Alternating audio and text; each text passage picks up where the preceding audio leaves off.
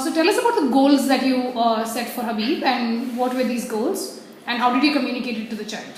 So I got Habib out of class one day, and I tried to understand what she really liked. And at that point in time, I had also pretty much guessed that she really liked incentives. She liked chocolates. She liked anything where I would just make her stand in class and have her appreciate it. So I used that in her advantage. I just made a small sheet of paper. I stuck it in the library with the number of problems that she was capable of doing, and I scaffolded it to a level where she was able to do much more than what she was currently able to do. So on a Monday, I would go and ask her how many problems she's ready to solve for the day. She would give me a number. She would give me, say, a 5, and I would just start with 5 on a Monday.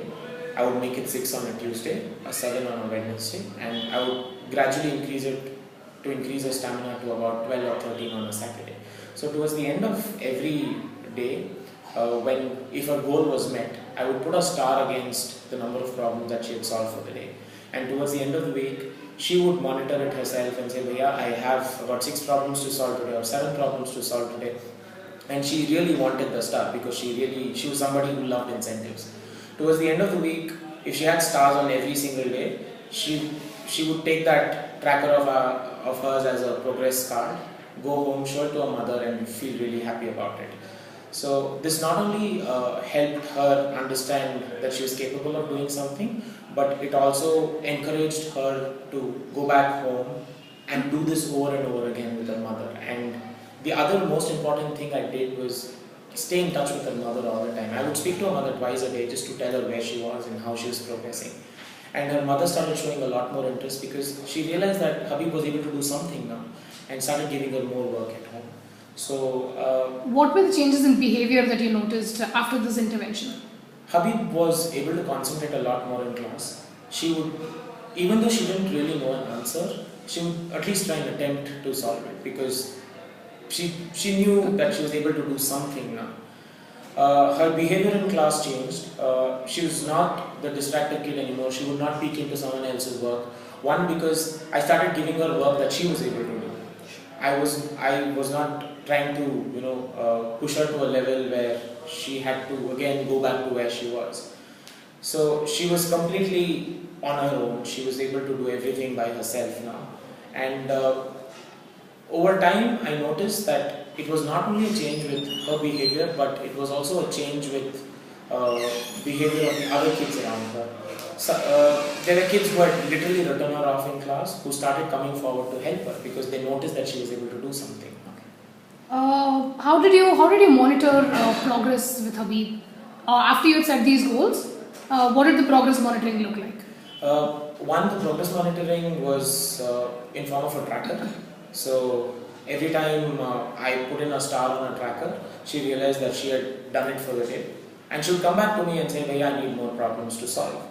Apart from that, I also got her a sight word sheet. And I've got the whole list translated in Urdu so that her mother could also do the same for her. And I would constantly get in touch with her mother to find out how many lists she's read for the day.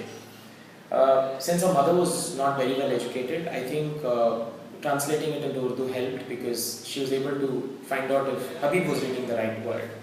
So this became a major mode of tracking for me, and I was able to track progress quite significantly through the days. How often did you monitor progress? Initially, I would do it twice a day, and that has now reduced to once a day. Every day, when the other kids are busy with their own work, I make sure she's sitting and solving what she's able to do right now.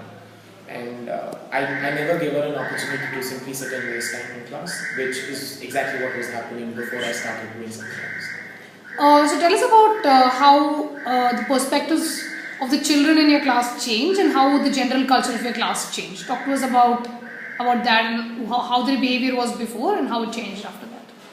So as I mentioned earlier, she was somebody who was not very well accepted in class because every time I set goals for the entire class, I set extremely high goals, and there were my higher order kids who realized that she's unable to do anything at all and not even coming close to the goals that I had set in class.